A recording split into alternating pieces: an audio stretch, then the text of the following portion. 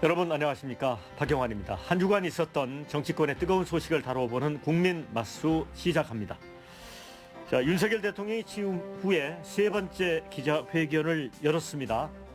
이번에는 이 4+1 개혁, 그러니까 과거의 연금, 의료, 교육, 노동의 저출생 대응까지 개혁 과제가 하나 늘었습니다.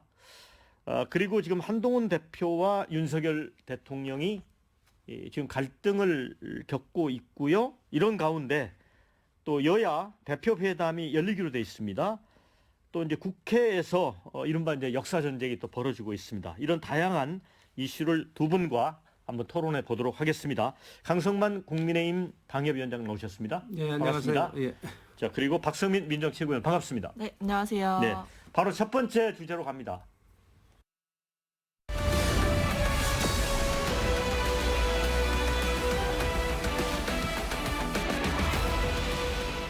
자, 지난 5월 이후에 110일 만에 윤석열 대통령이 기자들과 만났습니다. 최근에 이제 그 관련 현안들이 많기 때문에 기자들이 좀 질문을 많이 했습니다. 국정 브리핑은 이제 40여 분 했지만 기자들과는 한 80분 정도 소통을 했습니다. 자, 강성만 위원장님 어떻게 보셨어요? 어제 그 윤석열 대통령의 국정 브리핑은 그 윤석열 대통령다운 기자회견이었다. 저는 이렇게 일단 봤습니다. 예. 그 장면을 보면서 저는 과거 그 노무현 대통령이 좀 떠오르더라고요. 도 대통령도 굉장히 그 개혁이라는 원칙을 강조했는데 윤석열 대통령도 개혁을 하겠다, 소신이다, 어떠한 장애물도 돌파하겠다, 이런 걸 단호하게 국민 앞에 이렇게 보여주신 부분이 좀 저는 인상적이었다고 봐요. 사실 이 개혁이라는 원칙을 부인할 사람은 없잖아요. 누구나 바라는 것이고, 다만 그 과정이 이제 중요한데, 이 과정이 조금 이제 피로하고 답답하고 또 약간 비현실적인 느낌도 있어서 이제 갈등이 이어지고 있는데, 윤 대통령께서 본인이 언급하신 개혁을 잘 완수해 내신다면은 훗날 역사적인 평가는 받을 것이다. 예, 저는 그렇게 느낌을 받았습니다. 우리 강 위원장님은 대통령 국정 브리핑을 통해 개혁 의지를 확인할 수 있었다. 과거에 김영삼 전 대통령이 10년에 뭐 개가 짖어도 열차는 달려간다, 그런 얘기를 한 적이 있었잖아요. 네. 어떻게 보셨어요? 너무 달리시는 게 문제죠. 그러니까 저는 윤석열 대통령이 윤석열 대통령답게 했다라는 말씀을 저도 드리겠는데, 좀 부정적인 의미로. 네, 사실 이번 기자회견에서 좀 기대했던 건 어떤 반성과 성찰 또는 전향적인 어떤 태도, 이런 것들을 좀 기대를 국민들도 그렇고 야당도 그렇고 많이 했을 텐데, 결과적으로 보면 그동안 대통령이 가져왔던 그런 불통과 오만, 독선의 이미지를 한 번 더 확인시켜주는 자리였다라는 생각이 들고, 저는 한편으로는 약간 본인만 어떤 다른 세상에 살고 계시는 듯한 느낌을 좀 받았어요. 그러니까 현실에 대한 인식이 별로 제대로 잡혀있지 않구나라는 생각을 했던 게, 예를 들면 지금 뭐 의료 대란 이런 것들이 문제지 않습니까? 그리고 지금 국민들 사이에서는 서로 다치면 안 된다, 다치지 말자, 이렇게 얘기를 할 정도로 응급의료 체계가 붕괴될 그 위기에서 굉장히 불안에 떨고 있는데, 대통령께서 어제 하신 말씀이 병원에 가봐라, 비상의료 체계가, 비상진료 체계가 원활하게 가동되고 있다, 이렇게 이야기를 하셨단 말이죠. 그럼 그 많은 의료 대란과 응급실 뺑뺑이, 또는 응급실 뺑뺑이 돌다가 제때 치료 못 받고 돌아가신 분들, 이런 분들은 왜 있는 거냐. 그러니까 이게 대통령의 어떤 현실 인식이 약간 안드로메다에 가 있는 거 아니냐, 이런 생각이 좀 들었습니다. 안드로메다 얘기까지 하셨는데 대통령 말씀이 현실과 좀 동떨어진 게 많은 것 같다, 그런 지적이거든요. 그래서 제 생각은 좀 다릅니다. 이 의료개혁, 문재인 정권 또 추진하다가 결국 손들어버리고 만 거 아닙니까? 지금 윤 대통령 보고 잘못한다고 하면 또 손들라고 하면은 이거 할 수 있겠습니까? 이 각종 여론조사를 보면 이 의사들 주장에 국민들이 동의하지 않습니다. 해야 된다고 생각을 해요. 의사 늘려야 된다고 생각해요. OECD 국가 중에 우리나라 의사 수가 아주 부족한 편에 속한다고 하지 않습니까? 다만 지금 이 갈등 과정에서 국민들이 병원 다니는 게 좀 불편하니까 윤 대통령 또 비난을 하는 그런 사람도 있고, 뭐 그런 상황이라고 저는 봅니다. 반드시 해야 될 과제예요. 다만 한꺼번에 2,000명을 한다고 하니까 좀 많지 않냐, 이런 지적들을 하는데, 그것도 자세히 보면은 처음에 2,000명 증원 발표했지만은 결과적으로는 1,500명 정도에서 절충이 되고 있잖아요. 후퇴하고 양보된 거 아닙니까? 더구나 2025년 입시철이 지금 코앞인데 이제 와서 또 여기서 뭐 윤 대통령 보고 백지화해라? 이건 저는 말이 안 된다고 생각합니다.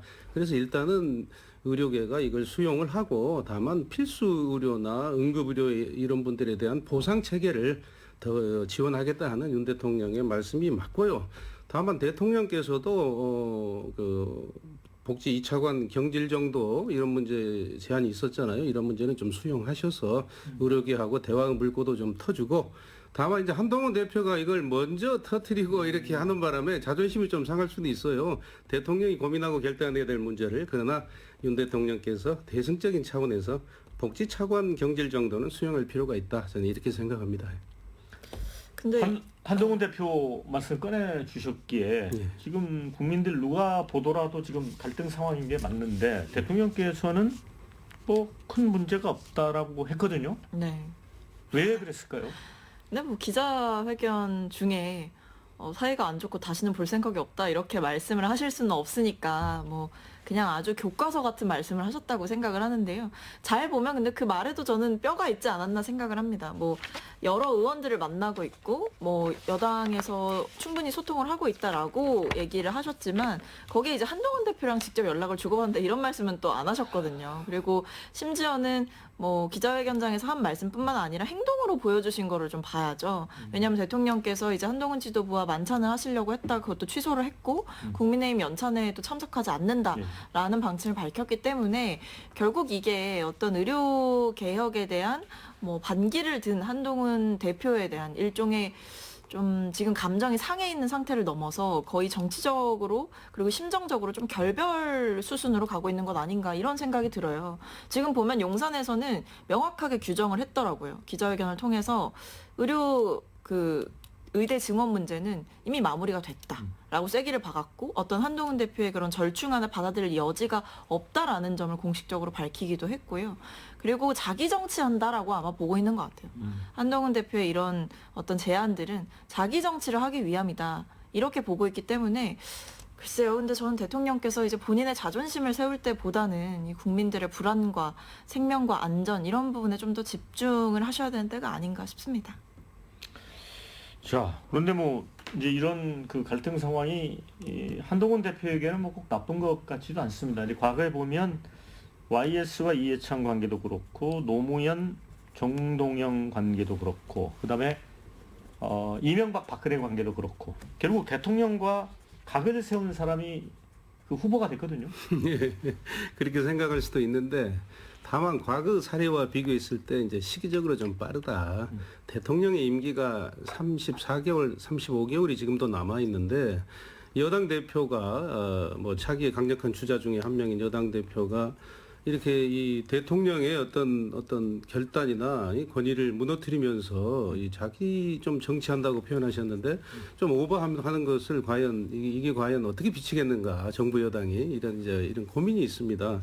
이번 일도 그래요. 이 뭐 의대 정원 유예 이런 부분을 이렇게 하려면 이렇게 언론에 흘릴 것이 아니라 당의 최고위원회에서 심도 높게 논의하는 모습도 보여주고 또 고위당정 회의 가서도 이 문제가 정식으로 논의되는 모습을 보여주고 이렇게 해서 결정된 사항을 대통령께 건의하고 대통령이 판단하게 해야 되는데 이게 그런 과정이 없이 그냥 이렇게 막 언론에 흘렀단 말입니다. 그러니까 이런 부분이 아마 대통령이 좀 저는 화가 나실 수 있다 이렇게 생각을 해요. 네, 그래서 아마 한동훈 대표님도 이제 정치 경험은 짧으시고 하기 때문에 이제 그런 부분이 조금 잘 앞으로는 잘 보완이 돼서 여당 대표와 대통령이 갈등하면 안 됩니다. 일단은 소통을 많이 하시고 그렇게 해서 또 물밑에서 많은 것을 대화하시고 그렇게 해서 국민 앞에는 하나의 단합된 모습을 보여주는 것이 국민이 그래야 안심하고 불안해하지 않지 않겠습니까? 예, 저는 그렇게 생각합니다.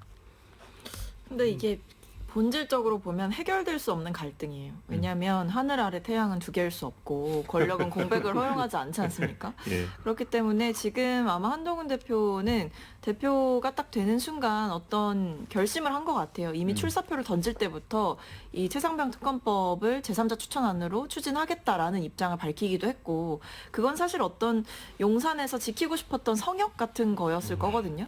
그걸 정면으로 무너뜨리겠다라고 선언을 할 때부터 뭐 그 전부터도 그렇고 이미 이제 한동훈 대표의 시선은 현재의 권력이 아니라 미래의 권력에 닿아 있다. 그러니까 본인이 차기 대권에 도전할 것을 생각을 하고 여러 면에서 전략적으로 움직이고 있다라고 생각을 하고요.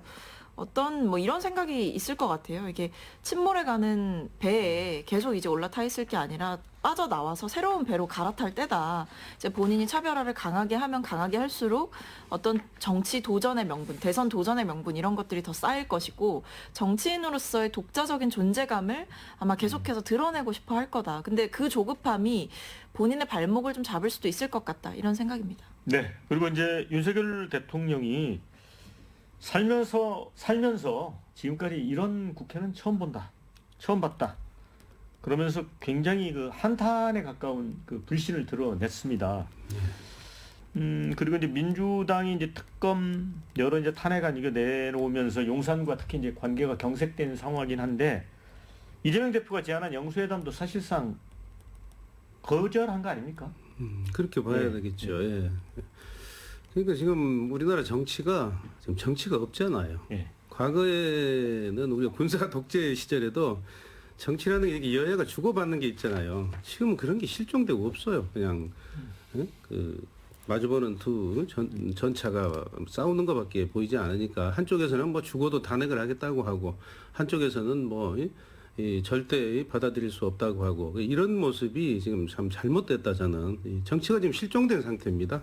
그래서 그런 부분들이 좀 저는 개선돼야 되지 않을까 이렇게 생각을 하고 있습니다. 일방적으로 뭐 국회에서 민주당이 다 뭐 통과시켜 가지고 대통령 보고 하라고 하는데 이게 지금 대통령이 이거 받아들일 수 있겠어요? 지금 87년 그 민주화 이후에 대통령의 국회 해상권이 없어져 버렸잖아요. 응? 국회의 대통령 탄핵권만 있고 이렇게 되니까 이게 대통령 중심제 국가에서 대통령이 일하는 데 굉장히 지장을 받고 있는 게 지금의 현실인데 여야가 국회에서 협치도 되지 않고 오로지 일방적으로 다수당이 그냥 밀어붙이는 것만 있는데 대통령 하기가 쉽겠습니까 지금? 저는 그런 점에서 윤 대통령이 좀 이해가 갑니다. 예.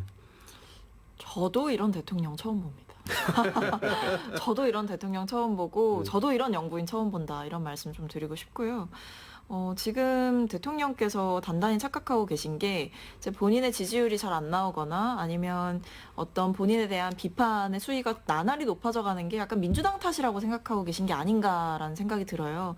언제까지 민주당 탓, 언제까지 전 정권 탓을 하실 건가 저는 이 질문을 좀 드려야 할 것 같고 그러니까 대통령께서 지금 가져야 되는 태도는 그 쓴소리를 좀 수용할 수 있는 열린 태도여야 되는 거거든요. 근데 지금 보면 대통령에게 조금이라도 쓴소리를 하면 거의 뭐 정치적으로 입틀막 시킬 기세예요. 왜냐하면 지금 국회에서 어떤 대통령의 정책적인 기조와 맞지 않는 법안이 통과되면 사실 그건 그거대로 존중을 좀 받아야 하는 것인데 상권분립의 국가니까요. 근데 지금 대통령께서 해오셨던 걸 보면 거부권을 이렇게 단시간 안에 여러 번 사용하신 대통령이 역대 있었나. 결국에는 지금 이렇게 이 전국이 경색되고 여야의 협치가 이루어지기 어렵고 하는 것은 대통령이 협상의 틈을 주지 않고 무조건 거부권을 행사하시기 때문이거든요. 그래서 지금 보면 국회도 특히 여당도 대통령의 거부권에 기대서 약간 국회를 스스로 식물국회화하고 있어요. 그리고 21대 국회 때 어떤 그 특검법 때문에 상임위 마지막에 다 보이콧하고 이러면서 폐기됐던 민생 법안들 그리고 어떤 협상의 테이블에 앉지 않고 그냥 무조건 민주당 안은 거부한다라고 하면서 했던 법안들을 살펴보시면 이번에 그 간호법이 대표적이죠. 간호법 통과 이미 사실 21대 국회 때 할 수 있었거든요. 그리고 그때 분명히 민주당이 강하게 주장을 했고 물론 정말 필요한 법안이다라고 얘기를 했는데도 불구하고 어떤 뭐 정쟁용이다 이런 식으로 치부하면서 안 했다가 결국에 대통령이 의료개혁 전면으로 꺼내들면서 간호사들의 역할이 커지지 않았습니까? 그러고 나니까 간호법 통과의 필요성이 오히려 절실해지는 굉장히 이제 본인이 거부권을 행사했지만 결국 그 거부권의 어떤 명분이나 논리는 제대로 없는 상황이다. 그래서 저는 국회 탓을 할 게 아니라 본인이 좀 남용하는 거부권이 잘못된 것은 아닌가라는 생각을 대통령이 하실 때라고 봅니다. 그리고 이제 대통령이 제3자 특검을 이제 발의를 하더라도 거부권을 행사할 것 같은 발언도 하지 않았습니까? 네. 자, 요 부분은 이 한동훈 대표로서는 본인의 이제 명분과 관련된 부분이어서 앞으로도 이제 크게 이게 갈등의 소지로 남을 것 같아요. 네, 아주 네. 이 곤혹스러운 부분이 될 겁니다. 한동훈 대표 입장에서는 이 특검법 문제가 대통령은 이 특검법이 불필요하다고 보시는 거예요. 이미 사실은 이제 경찰에서 무혐의 처리했었잖아요. 그리고 공수처가 또 수사도 하고 있죠. 그렇기 때문에 수사 종결을 보고 특검 여부를 판단하자는 확고한 그런 법률가로서 원칙을 고수하고 계시는데, 문제는 이제 한동훈 대표가 대표 경선 과정에서 제3자 추천 특검을 이렇게 이제 자기 공약처럼 해놓는 바람에 이 불씨가 또 이게 타오르고 있는 거 아닙니까? 그래서 그런 점에서도 이제 윤한 갈등이 조금 비춰지는데, 아마 이것은 이제 민주당이 이제 한동훈 대표 편을 들어가지고 한동훈 대표가 뭐 요구한 거 다 들어주겠다 하자 이렇게 이제 나오니까 이게 정말 대통령으로서도 좀 불쾌하고, 지금 뭐 한동훈 대표 입장으로서도 대통령 뜻을 잘 아는데 민주당이 저렇게 나오는 상황에서 굉장히 좀 곤혹스럽지 않을까, 이렇게 지금 판단이 되고 있습니다. 근데 이제 이정석 검사 탄핵이 기각됐잖아요. 헌법재판소에서 이제 만장일치로 이렇게 됐는데, 사실은 이제 대통령이 이런 국회 처음 본다 하는 부분에 또 힘을 실어주는 어떤 결과일 수 있는데, 이 부분은 어떻게 봐요? 좀 아쉬운 결과죠. 그러니까 어떤 검찰이라는 권력이 견제받지 않는 무소불위의 권력으로 오랫동안 자리해 왔던 건 사실이고, 그런 부분들에 대해서 이제 국회 차원에서 문제 제기를 하고 어떤 지적할 부분이 있다라고 한다면 저는 뭐 검사 탄핵이든 뭐든 할 수 있다라고 생각을 합니다. 근데 다만 이제 그런 일을 할 때에는 국민들께 충분히 설득할 수 있는 그 논거와 어떤 그 방향성을 좀 제시를 잘 해야 될 것 같은데, 그런 부분에서 조금 아쉬운 점이 있지 않았나라는 생각이 들고, 좀 앞으로 이제 뭐 검사 탄핵과 관련돼서 더 많은 일들이 좀 있을 것 같으니까 조금 지켜봐야 될 것 같습니다. 이 대통령이 이제 한동훈 대표하고의 그냥 만찬을 연기를 했잖아요. 뭐 추석 이후로 이렇게 연결했는데, 추석 이후라고 하는 게 뭐 1년이 될 수도 있는 거잖아요. 그래서 이거 만날까요? 만나시겠죠. 어떻게 여당 대표를 대통령이 안 만나고 정치하시겠습니까? 예. 그리고 좀 화가 날 수는 있는데, 그래서 그냥 너랑 밥 먹기 싫다 이런 마음이 들 수는 있는데, 그게 뭐 오래 가겠습니까? 그냥 뭐 추석 지나면 바로 만나지 않을까 이렇게 생각하고 있습니다. 근데 이제 제가 그 질문을 드리는 이유는, 대통령이 이제 4대 개혁에다가 이제 저출생 대책까지 플러스 1을 해서 이제 개혁과제 제시를 했는데, 지금 뭐 야당과도 꽉 막혀 있고, 또 더군다나 또 여당 대표하고도 이렇게 소통이 안 되면 이게 어떻게 되는 겁니까? 마이웨이 하시는 거죠. 거부권 가지고, 그리고 본인이 가지고 있는 어떤 행정 권력만을 가지고 이제 그냥 정치를 해보시겠다, 이런 생각이신 것 같은데, 사실 근데 그건 불가능하거든요. 근데 국회에서 입법으로 뒷받침도 그렇죠. 돼야 되잖아요. 왜냐하면 대통령이 이미 뭐 몇 년 전에 이제 그 연금 개혁이라던가 뭐 아니면 교육 개혁, 노동 개혁 이런 거 하겠다고 했을 때 계속 근데 야당 대표를 안 만나셨잖아요. 이제 총선 참패하고 나서야 사실은 제대로 만났던 거고, 그 전까지는 안 만나시면서 개혁까지만 계속 강조를 했는데, 그게 되게 허황된 얘기다라고 지적이 나왔던 이유는, 결국 말씀하신 대로 국회에서 입법으로 통과를 시키지 않으면 그 개혁과제의 달성은 굉장히 어려운 것이거든요. 근데 그런 면에서 여야와의 어떤 대화가 대통령께서 굉장히 좀 잘 되셔야 되는 위치에 특히나 놓여 있는데, 지금 보면 한동훈 대표랑은 사이가 멀어지니까 안 만나실 것 같고, 야당 대표의 영수회담에 대해서는 이제 어제 그 국정 브리핑에서도 거절을 하셨단 말이죠. 그러니까 사실상 거절을 하셨다고 저는 봐요. 그러니까 뭐 이런 국회 처음 본다라고 하신 것 자체가, 그러니까 그건 국회에 대한 존중이 없다라는 것을 보여주신 거고, 근데 이렇게 가다가는 대통령이 오히려 스스로 이제 자멸하는 길로 가고 계시다, 저는 이렇게 봐요. 결국에는 국회와 어떤 국회의 협조와 대화를 구하지 않으면 본인 스스로 할 수 있는 것에는 분명히 한계가 있다라는 거죠. 자, 이번 주제는 여기서 마무리 짓고요. 두 번째 주제 만나보겠습니다.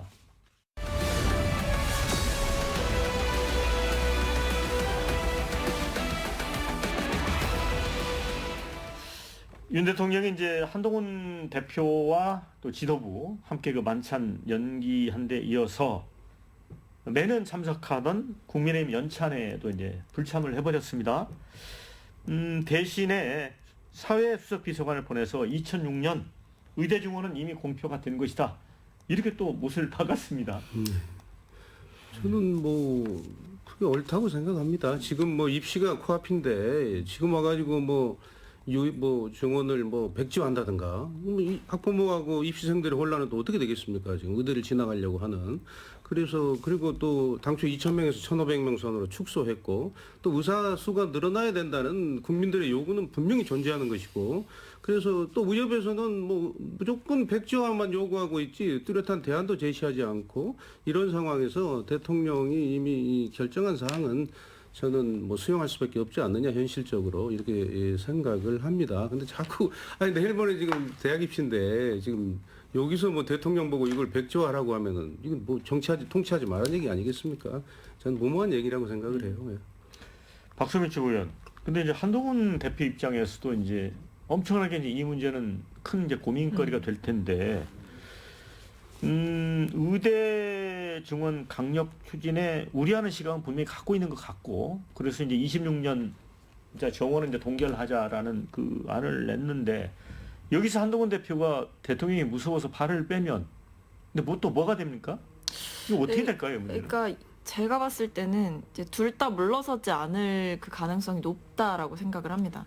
왜냐하면 이게 지금 한동훈 대표 입장에서는 이제 물러설 곳이 없다라고 아마 판단을 할 거예요. 본인이 어떻게 보면 공개적으로 얘기를 한 거잖아요. 어떤 중재안을 냈다라고 얘기를 한 것이고, 근데 여기에 대해서 대통령실이 약간 현실적이지 않다라고 하면서 이제 정리를 해버리고 심지어는 계속 쐐기를 박는 모양새, 어떤 받아줄 여지가 없다라고 하는 것은 사실 한동훈 대표를 지금 대통령께서 허수아비 당대표로 만들고 계신 거거든요.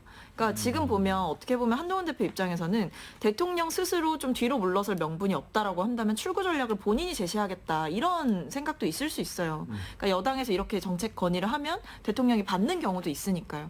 근데 여기에 대해서 오히려 아주 단호하게 이 한동훈 대표를 쳐낸다라고 하는 것은 한동훈 대표의 이 정치적인 영향력 자체를 당내에서 굉장히 약화시키는 방향으로 대통령이 움직이고 계신 거죠. 그런데 그런 입장에서 아마 한동훈 대표는 여기서 본인이 꼬리를 내리고 도망가는 것이 맞느냐. 제가 봤을 때는 오히려 더 강하게 맞부딪히는 데에 사활을 걸지 않을까 싶습니다.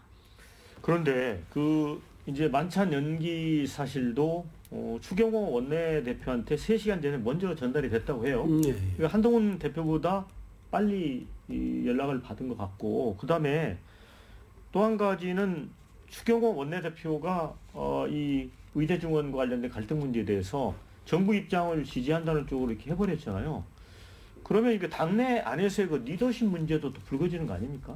한 대표의 경우. 그러니까 지금 한동훈 대표의 그 행보가 사실은 이재명하고 회담이 중요한 게 아니에요. 대통령하고의 지금 소통이 더 중요하다고 봐야 되지 않겠습니까? 근데 아직 이제 정치를 처음 하시는 분이니까 자꾸 자기 위상을 세운다든가 아까 우리 박성민 의원 얘기처럼 자기 정치 쪽으로 많이 가게 되면 대통령하고 갈등이 생길 수밖에 없는 것이죠. 임기가 아직도 2년 7개월 가까이 남았는데 지금은 대통령의 시간이란 말입니다. 윤석열의 시간이지 대개 후계자들은 대통령 임기가 한 1년 남짓 남았을 때 등장하는 것이지 지금 등장해서 지금 내가 이재명의 대항마다 하면은 대통령이 어떻게 하겠어요. 그러니까 이게 저는 좀 잘못된 부분이라고 보고 앞으로 한동훈 대표가 이 부분을 조금 조정을 해야 될 것이다. 그렇게 보고요.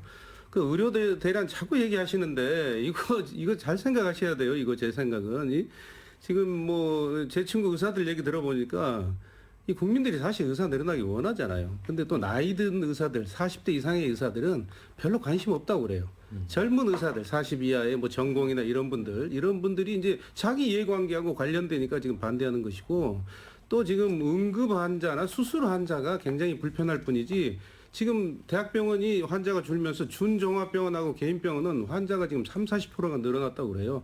그러니까 이런 것들을 보면 반드시 해야 되는데 아무 대안도 없이 대통령 보고 백지화만 하라고 한다면은 이런 야당의 주장이 지금 이재명 대표가 한 번도 이 의료 대란 문제에 대해서 무슨 대안을 낸 적이 있습니까? 최근에 봐서는 넌지시 한동훈 대표 생각이 옳다라고 숟가락 얹고 지금 나온 거 아닙니까? 야당도 대안을 내셔야죠. 저희 대안 냈습니다. 네. 아마 점진적으로 수 늘리자라고 수치도 제시한 바가 있고요. 거기에 대해서 다만 대통령이 요지부동이니까 어떤 야당에서 주장하는 것에 대해서 언급을 전혀 안 하시는 거기 때문에 이 타협점이 안 나오는 거라고 보고, 그리고 또 최근에는 이제 한동훈 대표의 어떤 그 안에 대해서 논의해 볼 수 있다라는 여지를 열었기 때문에 저는 어쨌든 여야가 어느 정도 뜻이 통하는 부분이 있고 지금 뭐 문제가 안 된다라고 하셨지만 제 생각은 좀 다른 게 응급 환자나 수술 환자 이런 분들 너무 중요하지 않습니까? 필수 의료가 무너지고 있다라는 우려가 있다라고 한다면 여기에 대해서 대통령이 단순히 이제 어떤 본인의 자존심이나 이런 것들만을 내세우면서 뒤로 물러서는 느낌을 보여주고 싶지 않다. 이렇게 가기에는 좀 상황이 좀 위급하다. 이렇게 자꾸 보입니다. 자존심이라고 할 게 아니고 이 정부에서도 어느 정도 이 조사를 해서 1,500명 정원을 지금 된 게 아닙니까? 일단 시행을 해보고 그게 많으면 또 줄일 수도 있는 거예요. 근데 지금 맹목적인 반대를 해버리니까 이 대통령 생각도 좀 해보세요. 저는 그런 점에서 우리가 좀 유연하게 생각할 필요가 있다. 저는 그렇게 생각합니다. 근데 이게 정부가 이게 뭐 의대 증원을 하는 거는 좋은데 이게 2,000명이라는 숫자의 근거를 정확하게 제시하지 못하는 것도 좀 아쉬워요, 저는. 왜냐하면 이게 지금 법정에서 자료 제출, 법원에서 자료 제출을 하라고 했는데 정부가 냈던 그 2,000명 증원의 근거 자료들을 보면 뭐 거의 브리핑 자료나 그냥 사후 보도 자료 이런 것들 뿐이란 말이죠. 그래서 어떤 객관적으로 그리고 과학적으로 산출된 숫자가 아니다라는 지적이 이어지고 있다라고 한다면 뭐 의사들의 행동도 저는 뭐 옳다고 보진 않습니다만 어떤 그들의 행동에 명분을 제공하는 꼴로 지금 정부가 일 처리를 좀 제대로 못했다. 저는 그런 생각이 있어서 어쨌든 근데 뭐 그건 뭐 과정이기는 합니다만 결과적으로 지금 뭐 종합병원이나 응급실에서 뭐 응급실 문을 일시적으로 닫거나 단축하는 경우들이 생겨나고 있다라고 한다면 이 추석을 앞둔 이 시점에 어느 정도의 정부가 이런 국민들의 불안에 응답하는 해결책을 좀 내놔야 되는 시점이다. 이건 분명하다고 봐요. 예. 근데 이제 다행히 한동훈 대표와 이재명 대표 간의 회동이 확정이 됐습니다. 곧 회담이 열릴 텐데 여기서 이제 의대 증원 문제가 아마 테이블에 오를 것 같습니다. 왜냐하면 이재명 대표가 지금 한동훈 대표의 편이 됐잖아요. 그런 측면이 있습니다. 그래서 이게 어느 정도 이제 그 두 분이 같은 배를 탈지 어떤 결론이 날지 궁금하고 그거 말고도 뭐 어떤 이슈들이 좀 논의가 될까요? 지금 뭐 의제 조율이 뭐 쉬운 상황은 아니라고 전해지고는 있어요. 왜냐하면 서로 간극이 크다 이 얘기는 예. 계속되고 있는데 뭐 지금 민주당에서는 최혜병 특검은 무조건 논의를 해야 된다라는 입장이고 그다음에 의료개혁 문제 무조건 논의하자. 그다음에 뭐 전국민 25만 원 지원금, 그러니까 뭐 민생회복 지원금 이 부분에 대해서 얘기해보자 이런 입장이고 뭐 국민의힘에서는 보니까 뭐 정쟁 중단, 정치개혁, 민생회복 이렇게 얘기를 하고 있는데 글쎄요 저는 이 어떻게 보면 이 여야 대표가 만나는 굉장히 오랜만에 만나는 자리이기 때문에 그냥 하나만한 얘기를 하려고 만나는 것은 뭐 서로 시간만 아까울 것이다. 그래서 꼭 첨예한 부분에 대해서 서로 좀 짚고 넘어가야 되지 않을까 싶습니다. 저는 이 대표 회담이 굉장히 좀 재미가 있다. 일단 이런 생각이 들어요. 이 과거에 이재명 야당 대표는 뭐 이재명이 아니라 그 야당 대표들은 대통령하고 영수회담을 원했지 여당 대표하고 회담을 잘 하려고 하지 않습니다. 격이 안 맞다 뭐 이런 식으로 민주당에서도 뭐 한동훈 대표 보고 뭐 바지 사장이다 이런 표현도 쓰지 않았습니까? 근데 윤가 직접 영수회담을 뭐 원하고 그렇던데 이번에 한동훈 대표하고 회담을 이제 수용을 했단 말입니다. 그것도 처음에는 뭐 얻을 게 없다 뭐 이러놓고 이 수용을 한 그 의도가 뭘까? 그건 저는 상당한 실리가 있다고 판단했기 때문이라고 저는 생각이 들어요. 민주당이 이재명 대표가 뭐가 실리냐? 바로 지금 박성민 의원 얘기하는 특검법이나 의정 갈등 이런 것을 의제로 올리는 게 실리라고 보는 거예요. 특검법은 한동훈 대표가 경선 과정에서 대표 공약을 한 부분이기 때문에 수용해라. 우리가 수용할 테니까. 너도 같이 하자 이렇게 해가지고 용산을 이제 곤혹스럽게 만들겠다는 것이고 의정 갈등은 이미 드러났잖아요. 이재명 대표가 한동훈 대표 말이 맞다 이렇게 편을 들면서 윤석열 대통령이 한동훈 대표 말 들어라 이렇게 공격을 하고 있지 않습니까 이미? 그러니까 말하자면 한동훈 대표의 지금 이재명 대표는 무임승차해가지고 이제 공짜로 차를 같이 타고 교묘하게 윤한 갈등을 더 확대시켜 보겠다는 그런 어떤 계산. 말하자면 EJ 전략이라고 할까요? 이런 게 보이고 마치 지금 보니까 이재명 대표하고 한동훈 대표가 뭐 같은 편처럼 보이는 효과. 어떤 언론에서는 뭐 적대적 공생관계라고 이렇게 표현했는데 저는 이제 이런 걸 보면 참 이번 회담에서 이재명 대표는 얻으려고 하는 게 바로 이런 부분이겠구나 하는 생각이 들어요. 근데 한동훈 대표는 근데 왜 회담을 하려고 할까 생각을 해봤는데 아까 이제 우리 박성민 위원 얘기하신 그런 자기 어떤 위상, 자존감, 내가 이재명의 대항마다 내가 이재명의 파트너다. 뭐 이런 효과는 있을 것 같아요. 그러나 이 의제가 지금 굉장히 지금 이 난항인데 저는 이 의제 때문에 과연 이 회담이 끝까지 갈 것이냐 이런 걱정도 조금 하는데요.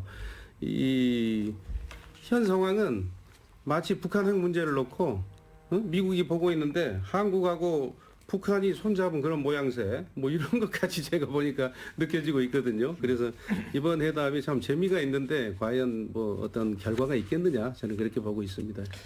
박성민 씨 보니까 이제 최병 특검, 그다음에 25만 원 민생지원금, 의대 증원 문제 이런 이제 중요한 이슈를 논한다고 해도 또 김민석 그 수석 최고위원 발언이나 이런 걸 보면 과연 한동훈 대표가 그럼 여기서 뭘 합의해서 한다고 하더라도 당내 리더십으로 그런 걸 독자적으로 결정할 힘이 있느냐 이렇게 또 의문을 제기하는데 또 이재명 대표는 또 회담을 해서 만나잖아요. 그러니까 이게 지금 과제가 하나 있는 게 여야 대표 공의 과제가 있는 게 어떤 그 국회에서의 극심한 그 대립과 갈등을 어느 정도 해소해야 하는 국면에 온 거죠. 왜냐하면 뭐 국회가 개원하고, 그러니까 총선 끝나고 이제 국회 개원하고 사실 여야 합의로 법안 처리한 지 지금 정말 얼마 안 됐거든요. 그러니까 그동안은 계속 이제 국민들 입장에서 봤을 때는 계속 어떤 평행선만을 달리는 국회의 모습을 보여줬고, 국민들은 지금 자영업자부터 소상공인 뭐 다 힘들다 이렇게 얘기하고 있는데 국회는 챙기라는 민생은 안 챙기고 계속 이렇게 싸우기만 할 거냐, 이런 지적이 누적돼 왔기 때문에 이제 국회에서도 어느 정도의 성과를 좀 보여줘야 된다. 이 어떤 민생 정치를 위한 하나의 회복의 모멘텀이 있어야 된다. 이 니즈는 분명히 있었던 것 같고요. 근데 한 발 더 나가서 보면 지금 이제 민주당 입장에서는 한동훈 대표를 조금 구체적으로 압박할 수 있는 기회가 생긴 거기도 하죠. 왜냐하면 한동훈 대표가 사실은 이제 출사표를 던질 때는 굉장히 호기롭게 이 제3자 추천 특검법을 하겠다라고 했지만 대표가 되시고 나서는 또 좀 감감무소식이란 말이죠. 그런데 이 부분에 대해서 어쨌든 대통령실 관계자들과 뭐 이종섭 전 장관이라던가 또는 대통령이 직접 그 국방부 인사들과 통화한 정황들이 여러 차례 드러난 상황에서 이것을 언제까지 시간을 끌 수 있겠느냐, 한동훈 대표가 말한 것을 지켜라, 이런 압박도 할 수가 있는 것이고, 또 한편으로는 이 민생회복지원금이라는 어떤 이슈를 민주당에서 먼저 꺼낸 이슈였기 때문에 여기에 대해서 국민의힘이 그저 이제 반대만 하고 어떤 대안도 내놓지 못한다고 한다면 그건 그거대로 또 여당의 압박이 되는 모양새거든요. 그렇기 때문에 저는 여러 면에서 어떤 중요한 정치 현안들을 한동훈 대표와 얘기를 하는 것만으로도 어떤 하나의 대화의 모멘텀이 만들어짐과 동시에 한동훈 대표에게 노선을 명확히 해라라는 어떤 무언의 메시지를 주고 있는 거죠. 윤석열 대통령과 차별화를 할 것인지 아니면 같이 갈 것인지, 여기에 대해서 한동훈 대표가 더 이상 대답을 좀 피할 수는 없을 것이다, 이런 생각입니다. 한동훈 대표가 정말 요즘 좀 힘들겠다는 생각이 듭니다. 본인이 선택하신 길이죠, 뭐. 자, 이번 주제는 여기까지 논의를 하고요. 마지막 주제로 건너가겠습니다.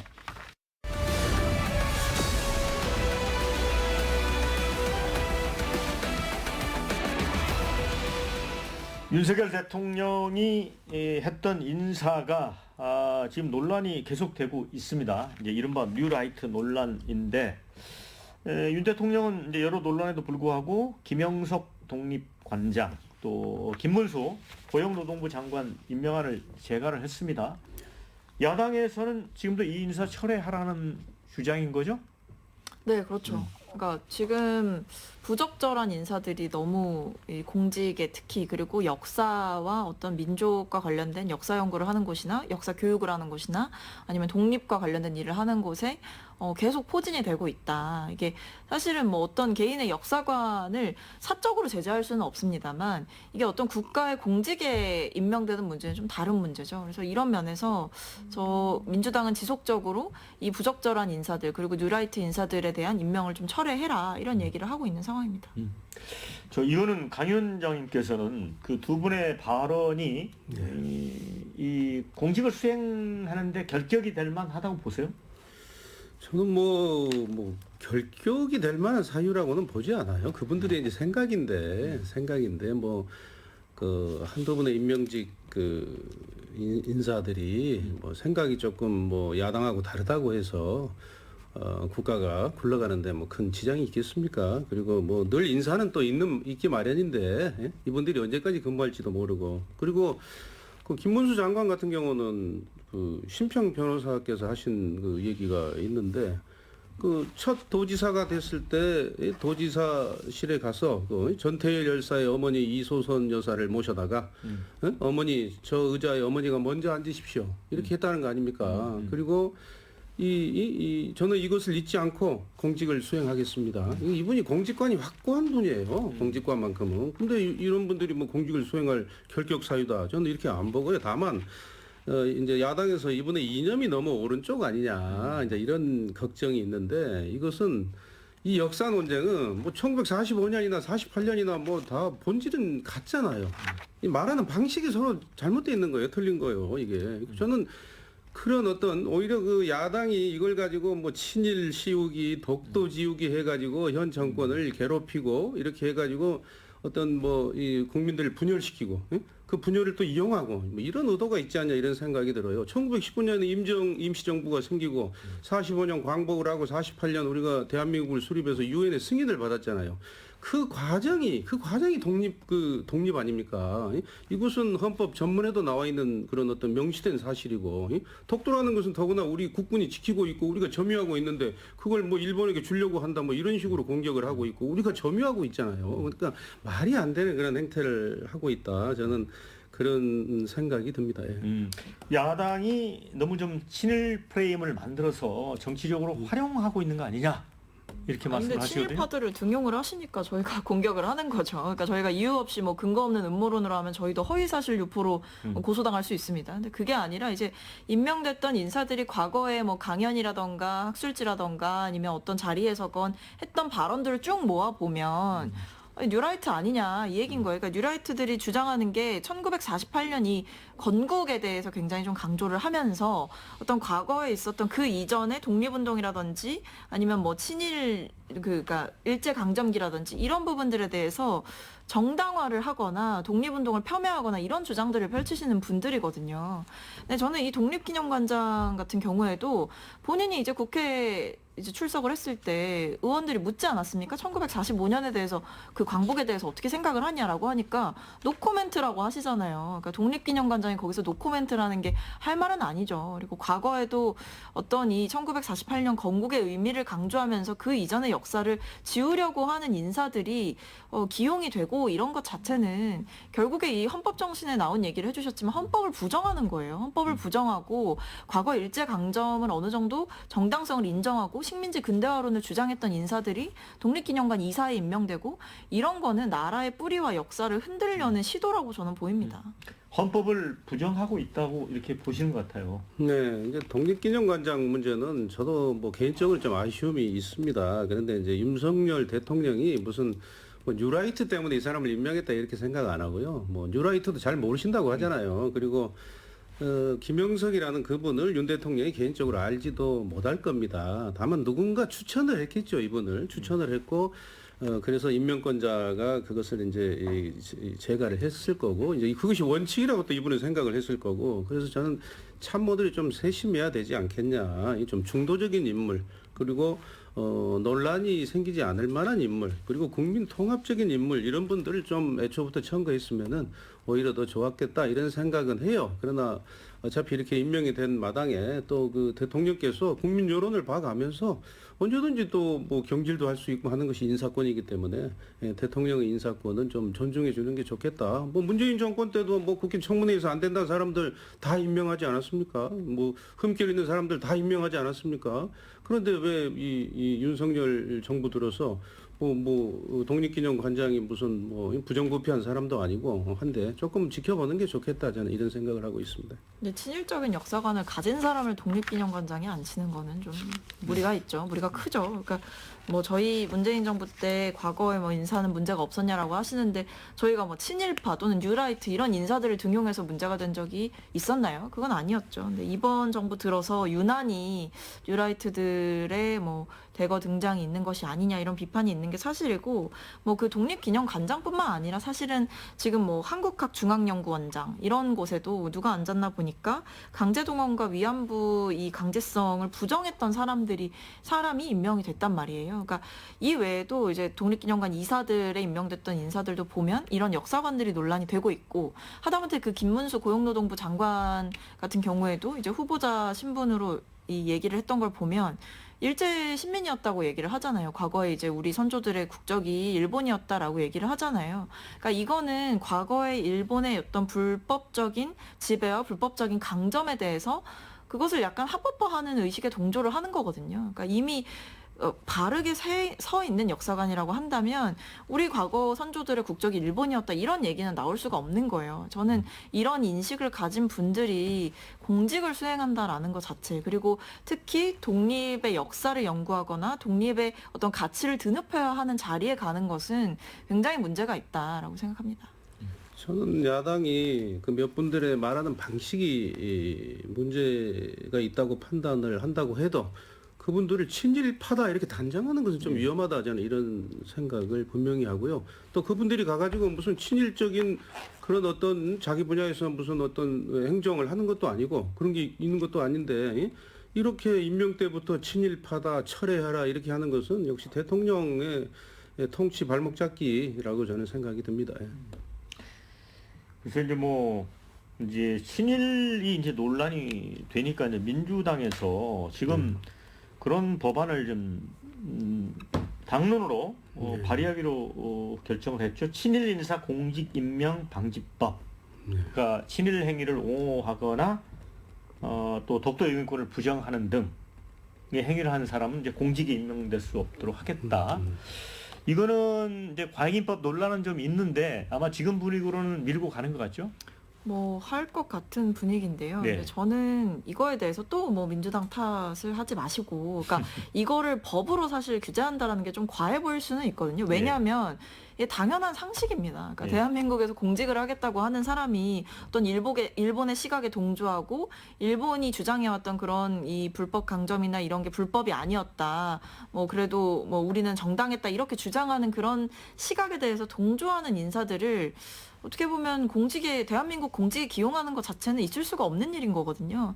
근데 이거를 법으로 규제해야 할 만큼 인사의 어떤 기준이라든지 인사 난맥상이 계속되고 있기 때문에 이런 법까지 나온 거다. 저는 그런 면에서 대통령께서 정말 뭐 뉴라이트 나는 모른다, 뭐 나는 개인적인 인연도 없다라고 하셨지만 그렇다면 이 뉴라이트가 뭔지 좀 저는 공부를 좀 하셨으면 좋겠고, 그리고 본인이 지금 인사를 하는 게 왜 문제가 되는지 한 번이라도 제대로 자료 한 번이라도 찾아보셨다면 저는 그렇게 국정브리핑이나 기자회견 자리에서 뭐 나는 뉴라이트 잘 모른다 이런 어떤 허무맹랑한 이야기를 하실 수가 없었다고 생각합니다. 뭐 국민들 바보 취급하는 것도 아니고. 이제 법안이 아직 만들어진 건 아닌데 민주당은 이제 국무총리실 안에 11인 위원회를 만들어서 여기서 이제 친일 반민족 행위, 미화, 정당화, 날조, 비방 이런 사람을 판단한다는 거거든요. 그런데 이것도 사실은 고난도의 작업일 것 같아요. 예, 이거 불가능합니다. 예, 과잉 입법이죠. 그런 게 민주당이 제가 보기에 잘못한. 그렇게 따지면은요, 6.25 때 북한한테 부역한 사람도 똑같은 법 만들어야 되고요. 지금 뭐 5.18 때 그 5.18 유공자를 광주시장이 선정하니까 지금 뭐 유공자가 아닌 사람도 많이 들어가 있다는 지금 의혹을 받고 있잖아요. 이런 일들이 수없이 벌어질 수가 있어요. 그래서 저는 정말 그건 과잉 입법이다 이렇게 생각이 들고요. 그런 법안을 만들어서는 안 되겠죠. 그건 판단력으로 권력자가 판단해서 해야 될 그런 어떤 도덕적인 문제지. 그걸 법으로 규제하겠다. 그 결정도 쉽지가 않아요. 이 사람이 과연 친일했냐 안 했냐 갖고도 논란을 그러니까 수십 년 해도 지금 만난 분들도 있잖아요. 그러니까 그래서 그런 것은 좀 민주당이 너무 오버하는 것 같아요. 그래서 이제 인터넷 댓글에 보면 그런 글들도 올라오긴 해요. 그러면 이번 기회에 일제 샴푸 사용 금지법도 만들고 그렇죠. 일본 여행 금지법도 만들고 그렇죠, 뭐 아예. 친북 방지법도 만들자. 친북. 그러니까 예를 들어 친일이 논란이 되면 친중, 친러, 친미는 문제가 안 되는 거냐. 이렇게 좀 논란이 확산되는 것 같습니다. 네, 그렇게 논점을 흐리면 안 된다고 생각을 하고, 이제 앞서 말씀드렸듯이 어떤 대한민국 공직을 수행하겠다고 하는 데 있어서 역사관은 분명히 중요합니다. 왜냐하면 특히 어떤 그 역사를 다룰 수 있고 역사와 관련된 교육을 시킬 수 있고 그런 교재들을 편찬할 수 있고 어떤 역사의 기록을 쌓아나가는 그 여정에 영향력을 행사할 수 있는 사람들이 그런 좀 잘못된 생각을 가지고 그 자리에 간다라고 하는 것은 분명히 나라에 해가 되는 일인 거고요. 있을 수 없는 일인 거죠. 뭐 대통령실에서는 중요한 건 일본의 마음이다라는 명언을 남기시기도 했습니다만 그게 왜 인터넷에서 중일마라는 이름으로 회자가 되는지 한 번 더 살펴보셨으면 좋겠고요. 지금까지 우리 정부에서 보여줬던, 그러니까 윤석열 정부에서 보여줬던 그 대일 외교의 기조, 그 굉장히 지나치게 저자세의 외교 자세를 보여주기도 했었고, 그리고 우리나라 법원에서 판단했던 그 강제 동원에 있어서 일본의 배상 책임을 분명히 했음에도 불구하고 여기에 대해서 굳이 이제 제3자 어떤 기구를 만들어서 이제 피해 보상을 하겠다 이런 방식으로 접근을 하는 거나 최근에 이제 뉴라이트 인사들이 공직에 갔다 독립기념관장부터 시작해서 여러 인사들의 기용 그다음에 이런 부분들이 문제가 되고 있는 이유를 좀 진짜 제대로 성찰해 보셔야 될 때가 아닌가 싶습니다. 오죽하면 용산에 밀정이 있냐 이런 얘기까지 나오겠어요. 그러니까 뭐 이게 단순히 어떤 친일 프레임이다 이렇게 얘기할 게 아니라 과거에 이제 본인들이 임명한 인사들이 어떤 발언을 하고 다녔는지를 보시면 뭐 심지어는 뭐 강제동원이나 위안부 강제성 이런 것들조차도 인정을 안 하거나 아니면 식민 지배가 우리나라 근대화에 좋은 영향을 미쳤다라거나 이런 식으로 이야기를 하는 분들이 공직에 있는 거는 이게 대통령이 말하는 공정과 상식이냐 저는 진짜 여쭤보고 싶어요. 정치가 굉장히 이런 부분이 너무 슬픈데요. 문재인 정권 때는 대중국에 뭐 굴종했다고 난리법석 아니었습니까? 가서 혼밥이나 먹고 기자들이 얻어맞아도 말 한마디 못하고. 예? 근데 윤석열 정권이 일본하고 이렇게 협력 관계로 어떤 국정의 전환을 하는 걸 가지고 자꾸 친일이라고 공격을 하고 저는 이런 것들이 정말 그 공격을 위한 공격이다 이런 생각이 들고요. 그렇다면 그 남북 관계를 그렇게 중시하는 문재인 대통령이 남북 연락 사무소를 우리 돈으로 만들어주고 하루 아침에 폭파가 돼도 말 한마디 못하는 이런 부분에 대해서도 그럼 우리가 평가하고 판단해서 그것도 뭐 입법법으로 정해야 될 거 아닙니까? 북한에 신북한한 거 아닙니까? 그것은 말이 안 되는 논리다 저는 이렇게 생각하고 그래서 정치가 좀 더 마음을 열고 주고받는 그런 분위기로 가야지 공격을 위한 공격으로만 가서는 안 된다고 생각합니다. 네. 아까 이제 박성민 씨 보고 말씀해 주셨지만 중일마 중요한 건 일본의 마음이다. 이제 김태호 이 안보실 1차장의 발언인데 뭐 이런 공직자의 발언은 좀 신중할 필요는 있겠다는 생각은 듭니다. 그런데 이제 최근에 광복회하고 이제 이종찬 그 회장하고 지금 또 대통령이 갈등 관계잖아요. 그렇다 보니까 정부가 이제 광복회 지원에서 한 삭감 또 이제 공법 단체를 추가 지정을 한다고 해요. 예를 들어 순국 선열 사업회나 이런데 그래서 이제 광복회가 갖고 있는 독립운동 그 어떤 관련 단체로서의 굉장히 독자적인 그 영향력 이거를 좀 줄이려고 하는 거 아니냐 의심도 하는 것 같아요. 이거는 어떻게 보세요? 그러니까 저는 이거는 정부가 진짜 윤석열 정부의 옹졸함의 극치를 보여주는 처사다라고 보고요. 그러니까 시기나 타이밍이나 그러니까 지금 하고 있는 양태를 보면 결국에는 이 대통령의 인사에 대해서 이 친일 인사 논란을 광복회가 지적을 하니까 이 부분에 대해서 사실은 정부가 지금 보복성으로 감사도 하고 또는 이 광복회의 영향력을 줄이려고 하고 예산을 삭감하려고 하고 이런 움직임이 아주 체계적으로 이루어지고 있잖아요. 그러니까 이거는 저는 이거를 이렇게 할 문제가 아니다. 그러니까 대통령이 좀 정치를 대국적으로 하셔야지. 그리고 잘못한 걸 잘못했다라고 지적하는 사람들의 목소리에 귀를 기울이셔야지. 뭐 감정 상하면 밥 안 먹고 안 만나고 뭐 야당 대표 싫으면 안 만나고 그리고 자기한테 쓴소리하면 입틀막 하고 뭐 예산 깎고 감사하고 이게 나랍니까? 저는 진짜 이렇게 하시면 안 된다고 생각해요. 저도 뭐 그 부분은 우리 박성민 위원의 말씀에 공감이 많이 됩니다. 예, 광복회하고 좀 의견이 달랐다고 해서 그렇게까지 가서는 저는 안 된다고 생각하고요. 앞으로 더 대화하고 또 맞춰 나가야 되고 또 우리 이종찬 광복회 회장을 무슨 밀정이다 뭐 기쁨조다 이렇게 해서는 안 되죠. 그분은 여야를 오가면서 정치를 했지만은 뭐 이준석 대표 말 못하는 그런 대접을 받을 정도의 정치인은 전혀 아니라고 생각합니다. 그리고 다만 이종찬 회장님도 이제 화가 나서 또 어젠가 그젠가 얼마 전에 그 최근에 김동연 경기도지사를 만나가고 경기도의 독립기념관을 또 별도로 짓는다. 이것도 넌센스고요. 그런 식으로 하면 우리나라 뭐 그런 기관이 전부 2개씩 있어야 돼요. 그러니까 이건 뭐 양쪽이 다 좀 이제 자제하시고. 또 앞으로 관계 개선을 하실 필요가 있다 이렇게 생각합니다. 네, 자 이제 마무리해야 할 시간이 다 됐습니다. 자 마지막으로 강조하고 싶은 말씀 한 분당 40초씩 시간 드리겠습니다. 먼저 박성민 최고. 저는 중일마 말고요. 중요한 건 국민의 마음이다라고 좀 정정을 해드리고 싶습니다. 중요한 건 일본의 마음이 아니라 중요한 건 국민의 마음이다. 너무 짧게 40초밖에 안 주셔서.